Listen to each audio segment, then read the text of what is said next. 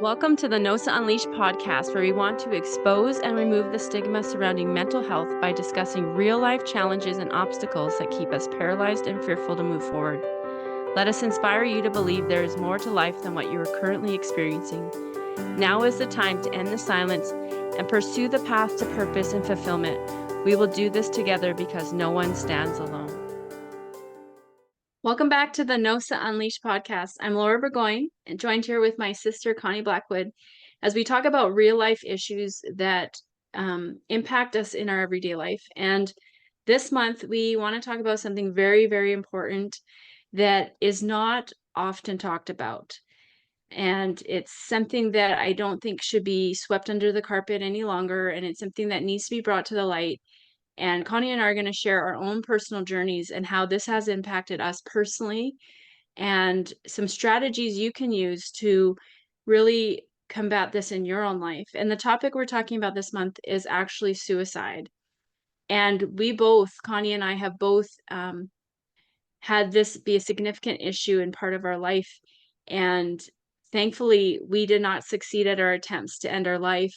And we are here to talk about it, and we're here to share our story. We're here to share with you, hope for your journey if that's something that you're struggling with, or somebody who is, because this is a very serious topic.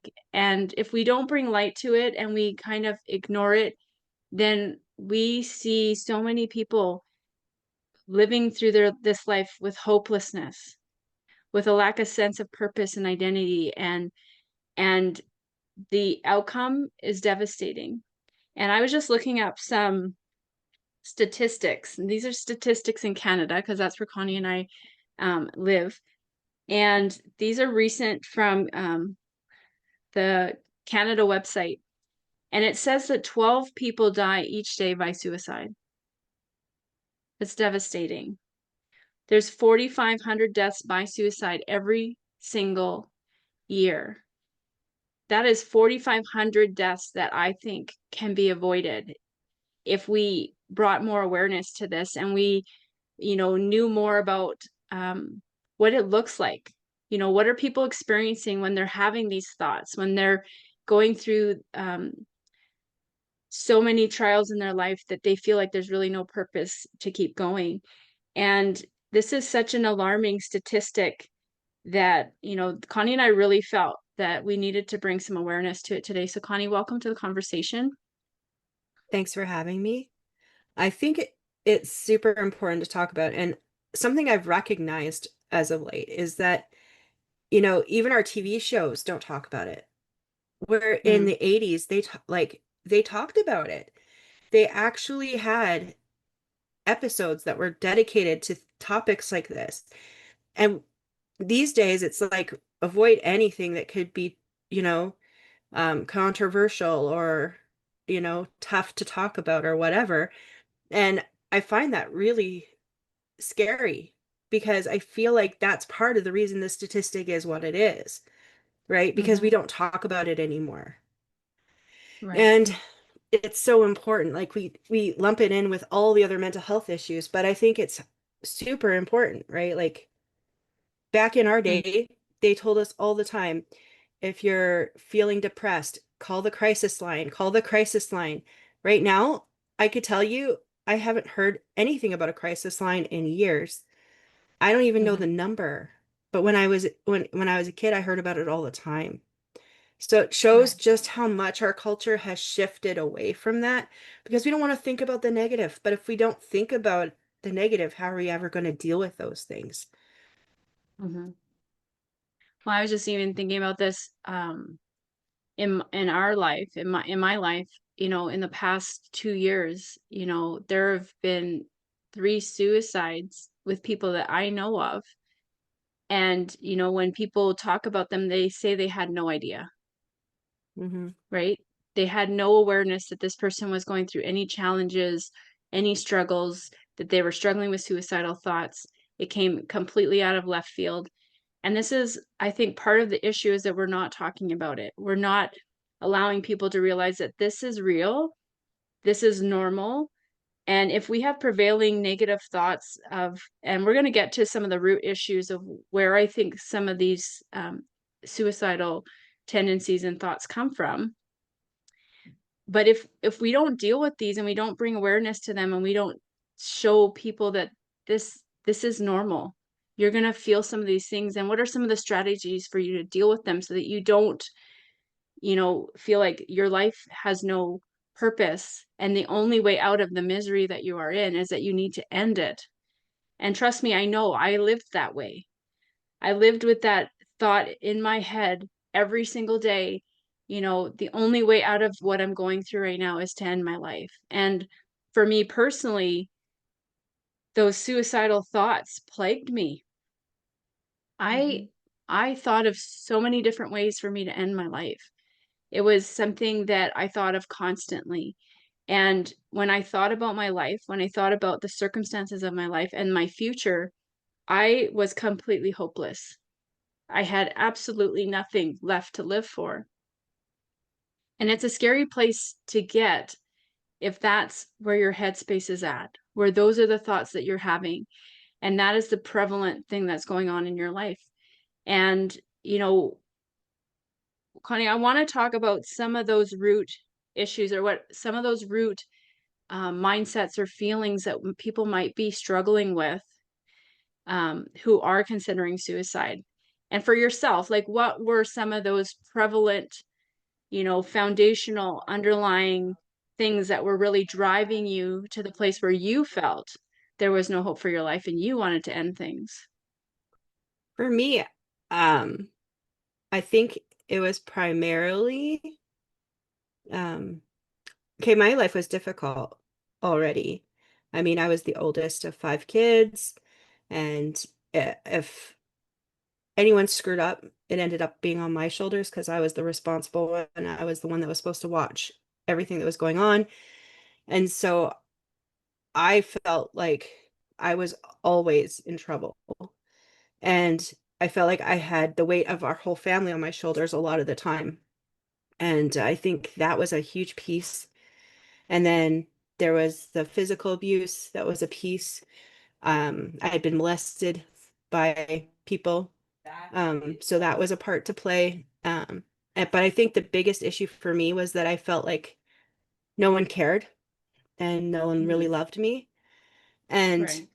um, that's hard to admit sometimes, right? That you feel that Hmm. way. But I wrote a whole book about it. So, um, yeah, I did feel that way. And Mm. it was exacerbated when we had family come from all over the place to visit on the same weekend, and no one acknowledged me. You know, I know there was a lot of chaos, but to not even be acknowledged in a house where there's 20 people present was overwhelming for me. And prior to them coming, I had been riding my bike and somebody was really rude to me and tripped me on my bike, wrecked my bike. And so that was leading up to this weekend. And then that night I couldn't sleep because it was just bothering me so much. So I went to 7-Eleven in the middle of the night, and like even at the store, I was completely ignored. And I was like, Mm. okay. I had to literally ring the bell, and the guy was standing right there. He was on the phone and he was ignoring me. And I was just like, okay, whatever. I just left the money on the counter and left. Like that was the topper on the cake, that I was just like, okay, no one cares. Not even the Right. store person cared. I could have probably walked out without paying and he probably wouldn't have cared. It was like 2 in the morning, somewhere between 2 and 3. Mhm. And I had been contemplating it for a while. I hate the sight of blood, so I was like, I can't cut my own wrists. What can I do? What can I do? And so I was running through my head. And then I remembered as I was walking home from the store, there's this back road that doesn't have much traffic, but the bars were just letting out. So there would be cars coming down more than usual around that time. And so I figured if I laid down on the road, I wouldn't have to see it happen and it would be like instant and I'd be gone.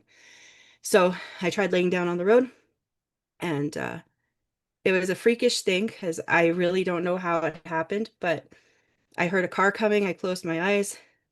And then as it got closer, all of a sudden I couldn't hear it on one side of me and I heard it on the other side of me. And you can hear when a car like tries to go around you. That I didn't hear that at all. It just appeared on the other side of me as if it like Mm-hmm. phased. And I was like, what? Okay. And that freaked me out. I was like, Mm-hmm. okay, this is so weird. This shouldn't have happened. And I was like, hey, maybe I just imagined a car, right? So Right. I I saw another one coming. I was like, okay, let's try again. And I couldn't bring myself to keep my eyes open, right? So once again, I was watching the car, got closer, closer. Okay, then I had to close my eyes. And then after I closed my eyes, I heard it for another second and it was on the other side of me again. And I'm like, what? And of course, I opened my eyes and saw it on the other side of me. And I'm like, how is this happening? I am not hearing the cars go around me. So then I got up off the road and I'm looking at the road. I'm looking, a car passes. There's nothing weird. And I'm like, what is going on? And it was not cluing in that something was protecting me, right? Right. So I tried a third time, same thing happened. Um, and I just gave up. And I Right. walked home very angry that I Mm-hmm. couldn't do something so simple, right? Like I was blaming myself for it not working. It was Mm-hmm. that far gone. So when I get home, I went to the bathroom and our mom was sick at the time and I saw pills in there and I took all her pills for her and I took all her Yeah. cancer pain medication and it was probably 2/3 full, if not more, and it was expensive. So I thought, okay, now I won't wake up in the morning. It's done. And I went to sleep. I woke up the next morning to the sound of 20 people downstairs. And I was thinking to myself, how am I failing at this? Like, Mm-hmm. it was very frustrating for me. And so I tried jumping off the balcony because I was like, well, if I try this, maybe at least I'll hurt myself and at least someone will care. Because I was at the point where I just wanted someone to care at that point. I was like, okay, Mm-hmm. clearly I'm inept at killing myself, but at least someone will care. And so I tried jumping off the roof, and my t-shirt got caught on the inside of the siding of our balcony, and I couldn't actually jump. And Right. I was like, I can't even do this right.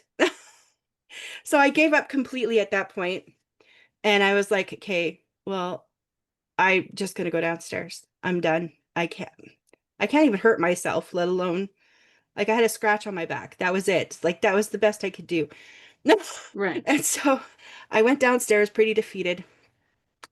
And that's when one of my cousins came up to me and said, hey, can you teach me sign language? And I was Mm-hmm. like, why me? And he was like, well, I didn't get a chance to hang with you all weekend. So I chose you because I want to spend time with you. And that shifted something for me because I realized even though I didn't recognize it, he cared. Right. He cared enough to choose me to be the one to teach him. So I spent 20 minutes teaching him and then they had to go. But that 20 minutes helped me so much. And I never Mm-hmm. tried to commit suicide again because I realized that even when I don't recognize that people love me because they are having a hard time showing it, or they're busy, or they're caught up with other stuff, they do care and they do love me. And, Mm-hmm. you know, I think sometimes when you're in that place, every time that somebody ignores you, it makes you feel like you're justified in feeling that way, or that that's more proof that you're not. When in Mm-hmm. reality, there were there were reasons for every single thing that happened, right? Mm-hmm. People were busy. There were 20 people in the house, right? Everybody was trying to stay somewhat organized and somewhat whatever, and everyone was playing with people their own age or hanging with people their own age. And the cousins that were my age were all into not hockey, football. And so they're all watching the football game, right? So they were caught up in that. It was the matter of me. actually recognizing that it wasn't that they didn't love me. It was the fact that they were caught up in their stuff. Mm-hmm. And so, I had to shift my thinking. But the great thing about that is that it carried into other places in my life because then I started recognizing, okay, this person might actually care, even though they're treating me this way. This person may actually care, even though this is happening. And it shifted things for me. So I never got to that desperate place again. And I'm For glad me, that I was oh, go ahead. protected because otherwise I wouldn't be here to share my story. Absolutely. And so I'm thankful as well. My, I guess I did feel the same way a little bit, but I think my deeper root issues were a little different. Hmm. We did grow up in the same home. We had different experiences. Um, I felt like I was like it wasn't that I felt unloved. I felt like I was actually hated. Like I felt like um, my very existence was a disappointment to people, especially my brothers. I felt like I didn't belong. I felt like I must have been switched at birth or something. Um, and I felt like there was no purpose for my life. And then, I go to school and then those messages are, like you said, affirmed or confirmed, right? Like I was bullied at school. I had no friendships. I had a lot of hardships when it came to school and other peers and different relationships. Um, and the bullying was relentless. And some of the things that I was told, you know, you'll never amount to anything. You're ugly. No one will ever love you. Like those messages, right? For whatever reason, like they confirmed what I was already feeling about myself, and I believed them. I believed that there was nothing redeemable about me. There was nothing in my life that had any sense of well-being or purpose. And it got to the point where, you know, I couldn't see the light at the end of my tunnel, right? And the prevailing thoughts that were going through my mind were constantly, you know, degrading myself. And I had gotten to the place where I was so desperate, right? And it was interesting because in grade 6, um, I actually had one guy who had decided, and this was after I had already been struggling with these suicidal thoughts for a couple of years and struggling with depression and anxiety and feeling hopeless and feeling like there was no purpose to my life. This one guy decided to ask me out for Valentine's Day. And so we went out for milkshakes and then he disappeared off the face of the earth. Like he left school, he never came back. And I internalized that as like, you know, I did something wrong, right? And so I struggled with that whole summer. And I remember um, the next following year, this was a whole year later, we were at a track meet and I had already been feeling like, you know, I had nothing to live for and I was going to end my life. But like you said, you were having these feelings, you were having these thoughts, all of these things were happening for you. And then there was something that happened. It was just like something, like you call it the tip of the iceberg or whatever that kind of just sent you over the edge. Well, this was my moment. So here we are at this track meet. I'm in grade 7. And all of a sudden, that guy who had asked me out for Valentine's Day was there. And so I saw him and I was furious. I was going to go up to him and say, "Where did you go? How dare you? You didn't even call me or whatever." And then I saw him with this other girl and they kissed, right? And so that was my moment that sent me over the edge where I was just like, "You know what? There's there's just no point." And I had already been having, like I said to you, these prevailing thoughts constantly every day. How can I end my life? How can I end my life? And so as I stood there in the track field, I was thinking, how can I do this now? Right. And I saw the flicker of light come off a piece of glass. And I picked up that piece of glass, and I knew there was an abandoned bathroom at the back of the field. And so I started walking towards that bathroom, and I was going to cut myself until I bled to death. And as I was walking there, I was looking around, making sure nobody was following me. I get into the bathroom, I lock myself in a stall, and I'm just about to ready to start cutting when these three girls walk in the bathroom. And they're standing at the sink chatting and laughing about their weekend plans and how great their life is, and they would not leave. And inside, I was just so tormented, and I just wanted them to leave. I just wanted to end my life. And it was probably only 5 minutes. It felt like forever. Um, and they just would not leave. And it wasn't until um, I heard over the loudspeakers that the buses would be leaving in 5 minutes. And by that time, those girls decided to leave the bathroom, and I had lost my nerve, right? I didn't want to cut myself with them in there because I didn't want them to stop me. And I didn't want to not finish the job because I didn't want to end up in the hospital. Like, I wanted to finish what I started. And so at that point, I had completely lost my nerve. I started walking out of the bathroom. And as I walked out of the bathroom, I looked around and could not see the girls anywhere. And I did not realize the significance of that at the time. Now I believe that those were actually angels sent to distract me in that moment, to like for like your example, to protect me from following through with what I was thinking. And as I walked back to the bus, I said a prayer to God. And I said, God, if you don't do something in my life, I will not live to see another day. I got on the bus, and as we were driving home on the bus, I kept saying that same prayer, God, if you don't do something, I will not live to see another day. And we get home, and mom says, we have to go to church. And it was a Wednesday. Why do we go to church on Wednesday?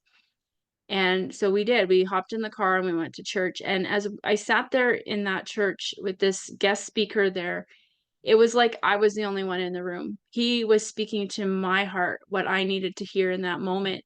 And at the end, he said, if someone is here and you need a miracle from God, come to the front. We want to pray for you. And I knew I needed a miracle. I had been calling out for a miracle that whole day. And I went to the front and I knelt at the altar and I said, God, if you don't do something, I will not live to see another day. And as I knelt there weeping, hoping that God would do something, he did do something. I saw, I guess you would call it a vision. I saw a picture of a mirror form in front of me. And as I was looking in this mirror, the image I saw reflected was hideous. It was disgusting. And I knew that was exactly what I believed about myself.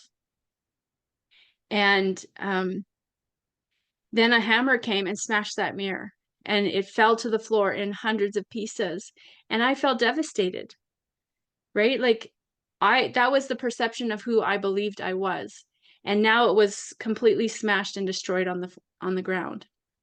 And I felt devastated. I had no idea who I was. And then it took a couple moments, and I started to see the glass pieces starting to come together again and form a new mirror. And it came and was placed in front of me this time. And I saw a new reflection, and it was my reflection of who I truly was. And it was beautiful. And as I was looking at this new reflection, I could hear God speaking to me words of truth, words of purpose and destiny, and things that I had not believed about myself. And it was starting to like break down all of those things that I had believed over the years of my life.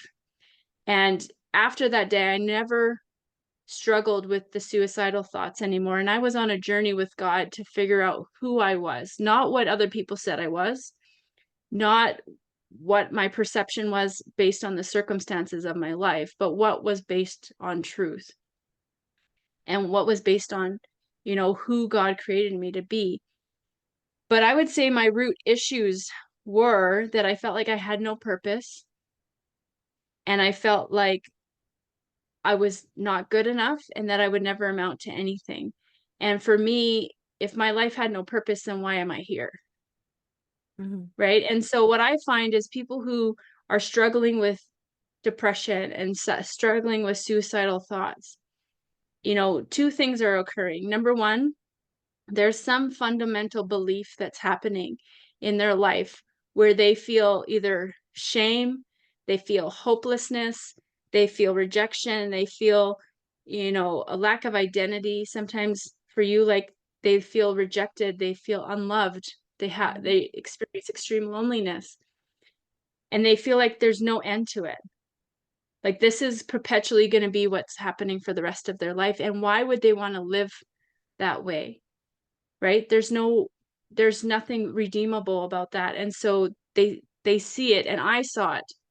My only way out of that pain was to end it all. And there is some other ways that we might struggle with um suicidal thoughts. And one, Connie, you've actually talked about this one before, but one of the side effects of taking medication can actually be suicidal thoughts. Yeah, I actually saw this in some of the medications that they put my husband on for pain, and it scared me just how Mhm. bad it got. And so then he had to consult his doctor, come back off the meds, and that one actually he came off cold turkey, which is also dangerous, but he just felt that strongly that he just couldn't risk still being on it. And we watched him carefully, me and the people surrounding him during that time. Like he was seeing his counselor often during that time. And so there was like a few people keeping an eye on him just because it's dangerous. And some of these medications, like it creeps up on you, right? Like you may not recognize it right away. You might just have like some more anxious thoughts, and then you might start slipping into like, you know, depression a little bit, but then you don't recognize it until it's like slamming you right there, right? And Mhm. so keep an eye on that. If you start realizing you have higher heightened anxiety, heightened depression, that's the time to consult your doctor. Don't wait until you're like, okay, how can I end my life? Because that's Mhm. dangerous. Absolutely.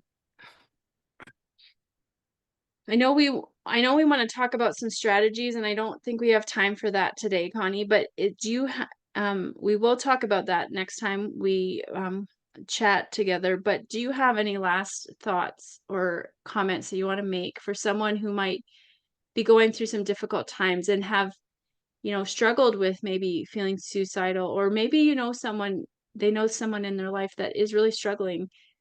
Is there anything that you want to share?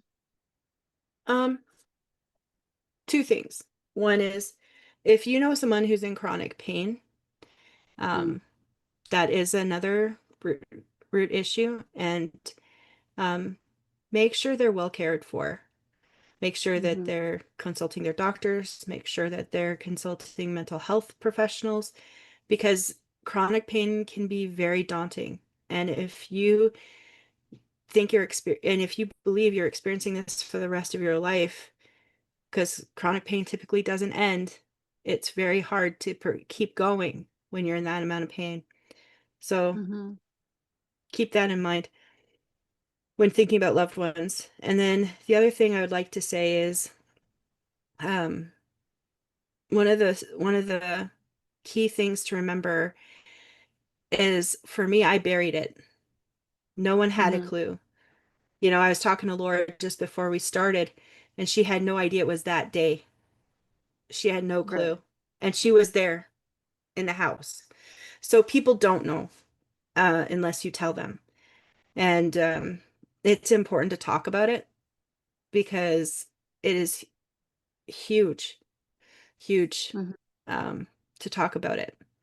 Um, I think that's one of the things that is dangerous when you're not talking about it. So if mhm. somebody is really quiet that's around you, ask questions. See Yeah. if there's something there that's more than what they're willing to say on their own. because there could be something there that you're missing. Absolutely.